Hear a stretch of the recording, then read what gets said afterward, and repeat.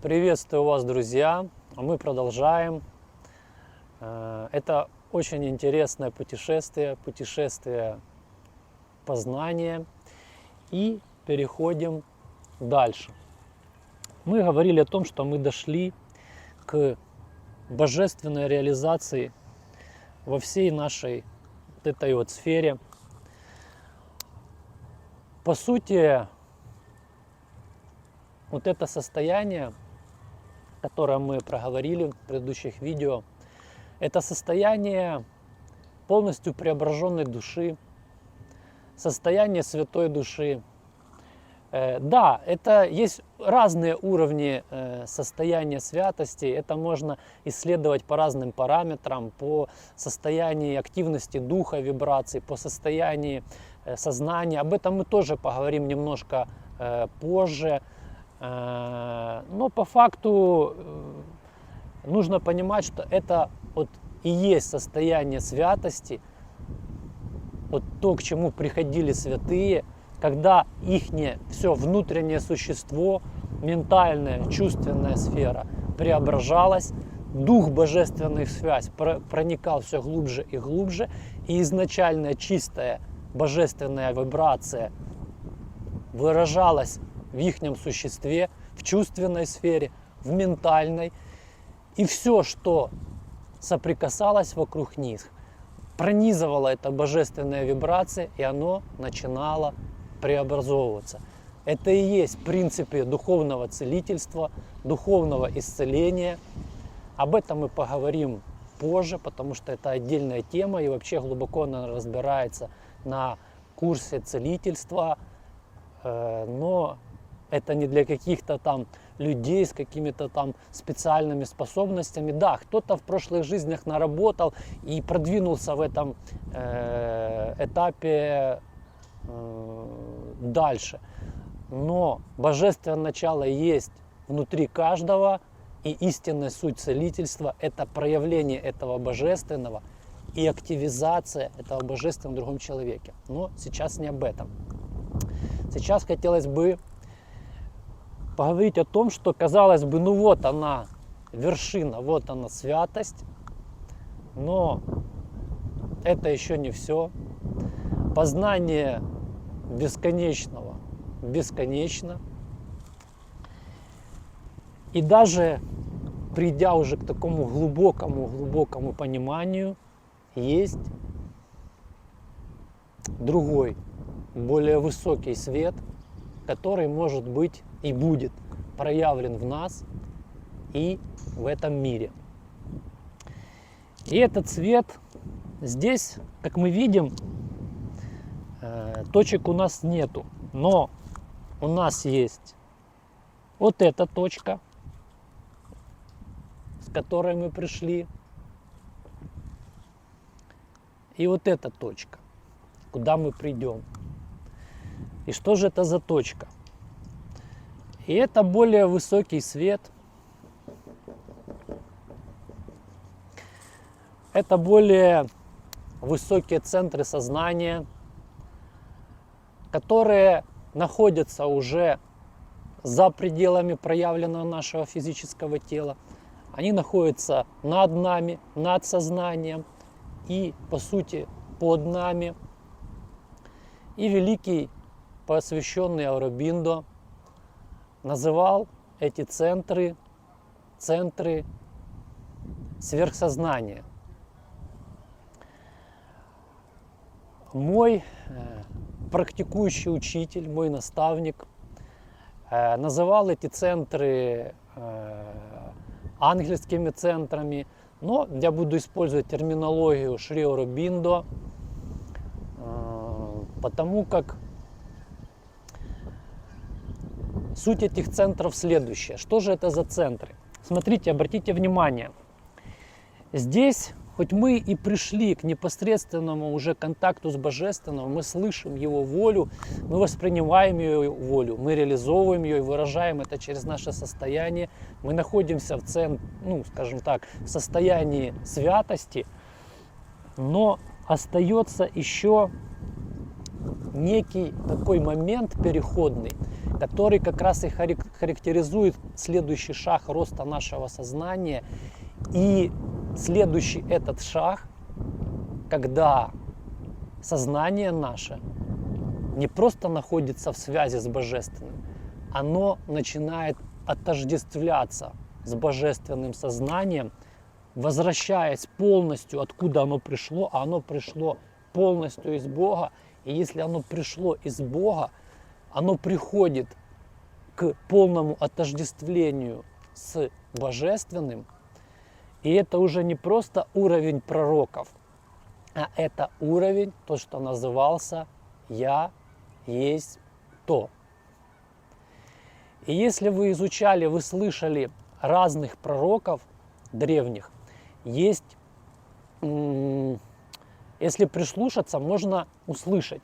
Некоторые говорят: я слышу волю Бога, и Бог вам передал вот это. Это и есть вот это как раз состояние святости, состояние надразума.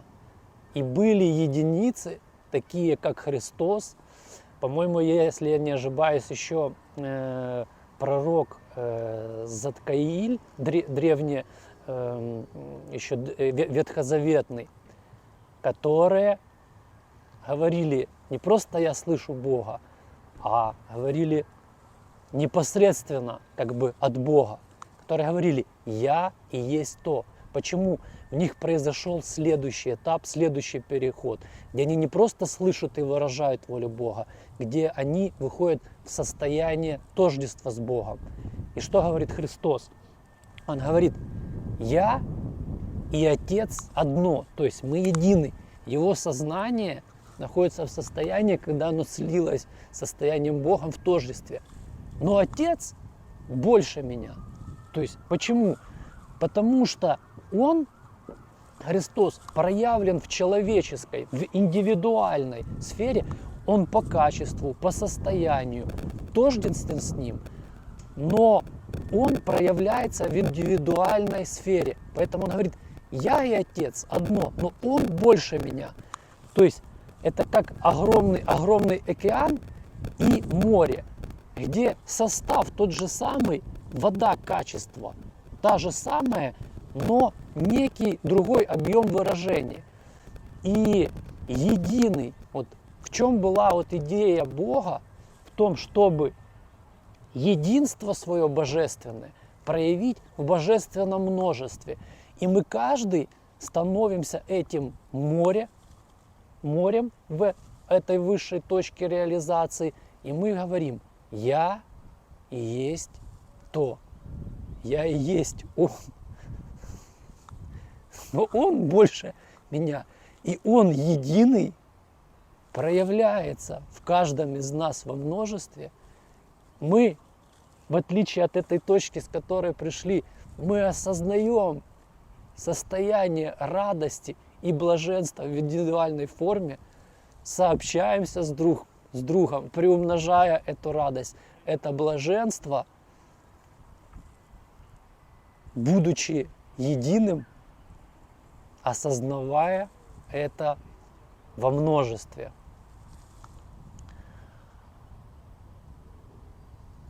Я надеюсь, смог объяснить и передать эту разницу, чтобы вы уловили.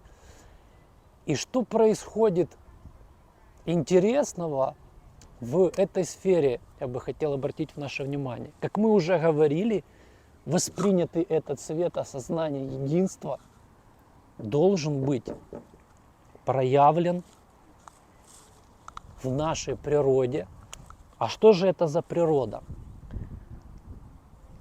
Сейчас открываю очень интересное знание, очень интересное понимание. Понимаете, для того, чтобы сознание изначальное, которое находилось вот здесь в Боге, начало спускаться сюда, где есть нечто другое, что-то, что закрывает его от Бога, должна была быть какая-то сила, которая говорит: я не Бог. я нечто другое. Ну, понимаете, о чем я?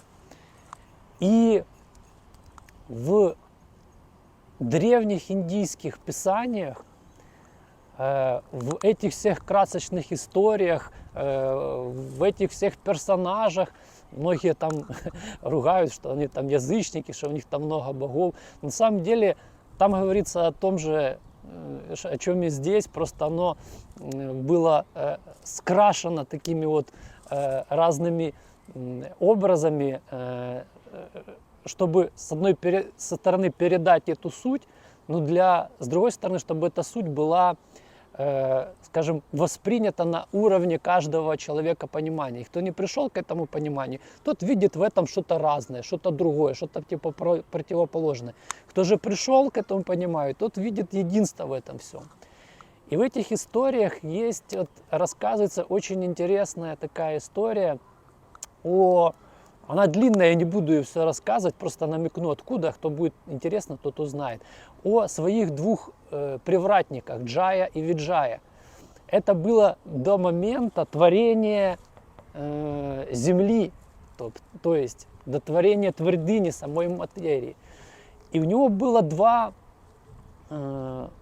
могущественных его как бы существа, которые были непосредственно постоянно в его близости. И там через такую ситуацию там пришли святые старцы, 4 юные, у них начался конфликт. На самом деле никакого конфликта не было, это описывается иносказательно в процессе творения Вселенной.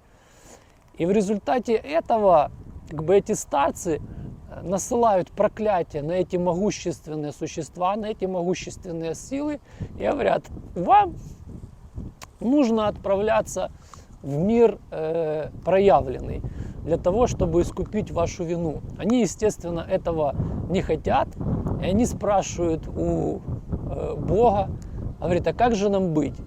И Бог им говорит: а как вы хотите? Говорит: есть два способа вернуться ко мне, говорит, из проявленного мира. Говорит, один быстрый, другой медленный. Говорит, быстрый вы родитесь святыми. Ой, вернее, наоборот, прошу прощения. Быстрый, говорит, вы родитесь демонами, а медленный святым. Вы какие хотите? Они такие: мы хотим быстрый. Он такой: хорошо, говорит, родитесь демонами. И он накладывает на их сознание некую печать, они забывают о том, кто они забывают о том, что они божественные существа, они падают в проявленный мир, и далее они постоянно, как бы условно, противостоят Богу во всех его воплощениях. Но для чего? Чтобы реализовать этот план, потому что эта противоборствующая сила была нужна для того, чтобы наше сознание прошло этот путь и выросло. Я могу более детально об этом рассказать, но это очень-очень долго. Возможно, мы когда-то встретимся, и я отвечу на все эти вопросы, но вопросы вы можете все равно записывать, я постараюсь ответить.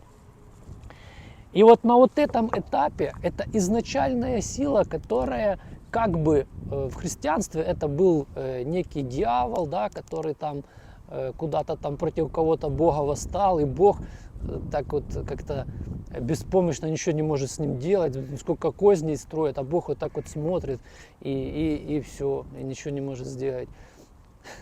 Но Бог позволяет. Я сейчас не оправдываю эти силы, потому что эти силы в своей природе, как бы закрывая от божественного, взращивая максимально эго, они проявляются действительно как зло в нашем восприятии.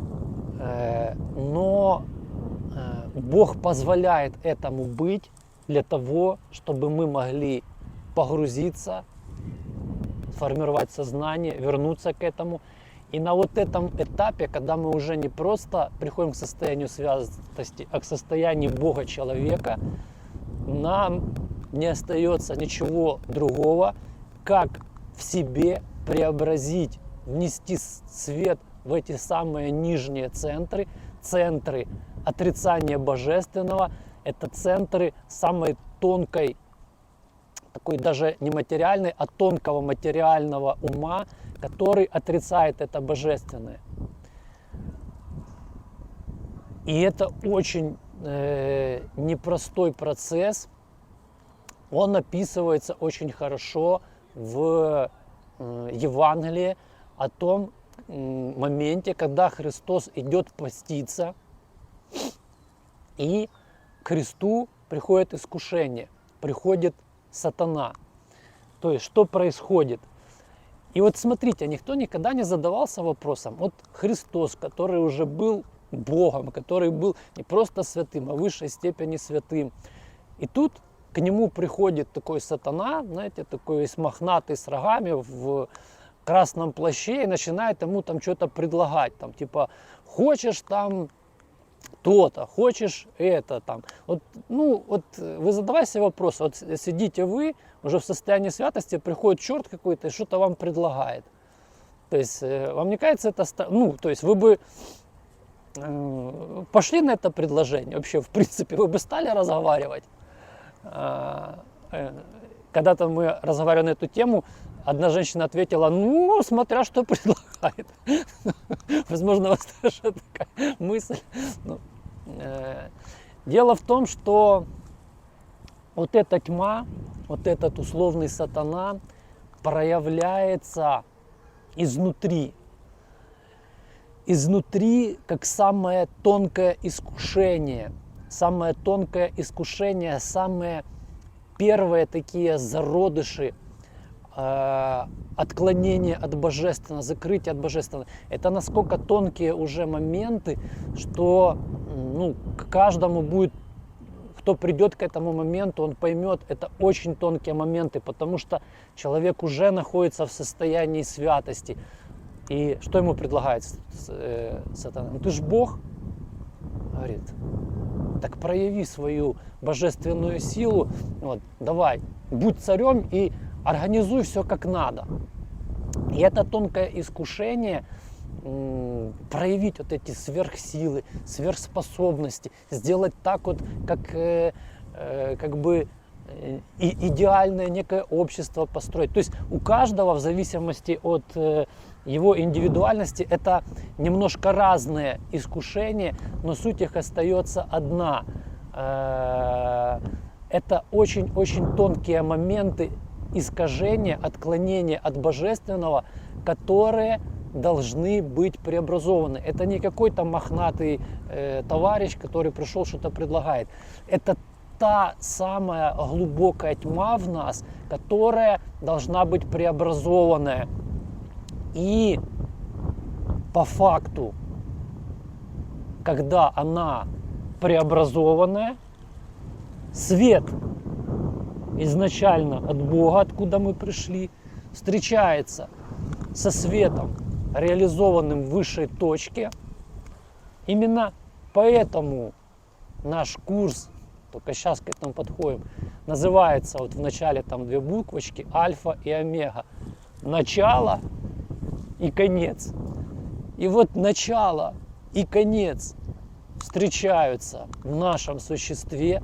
Свет полностью божественной идентичности с Богом проявляется во всех наших сферах. Мы уже не просто слышим Бога, а в отождествлении с Богом. И сама наша материя, сама структура клеток, клетки, в которых тоже есть микросознание, под воздействием этого света это сознание начинает вибрировать с сознанием нашим одухотворенным, и наше тело переходит в состояние вознесения. То есть не просто святости, а состояние вознесения. Наше тело становится божественным. И нету больше ни смерти, ни разрушения, ни угрозы, ни нужды.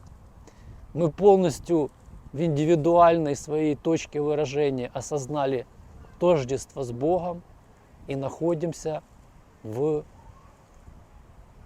единстве божественном, которое проявляется в этом множестве. Есть много моментов, которые можно рассказать относительно этого, но задача была передать суть этого знания, откуда мы пришли и куда мы идем. Я надеюсь, вы услышали, вы поняли. Это все возможно. Мы живем в такое время. С одной стороны, это время в Библии, которое называется апокалипсисом. То, что описывал Иоанн. Я смотрю события, которые происходят сейчас в мире, полностью вот исполняется то, что написано в апокалипсисе. Там, особенно там я смотрю глава, там, я уже точно не помню, 17-18, прям то, что сейчас вот происходит в мире. Но что такое апокалипсис? Апокалипсис в переводе означает откровение. Что такое откровение? Самое глубинное, сама суть всего, суть познания. И мы приходим к тому этапу, что наша природа, наше сознание подошла к этому, она уже готова. Большинство людей, которые приходят на прием, эталонное их состояние сознания, я говорю, уже здесь где-то очень редко здесь, уже практически здесь, а значит оно готово уже к этому. Да, это непросто, да, это трудно, но мы уже буквально в нескольких шагах. Правда, пока еще в шагах не человеческих, а в шагах божественных, но мы уже близко к этой реализации. На этом, пожалуй, все. Ну и встретимся в следующих наших видео. До встречи.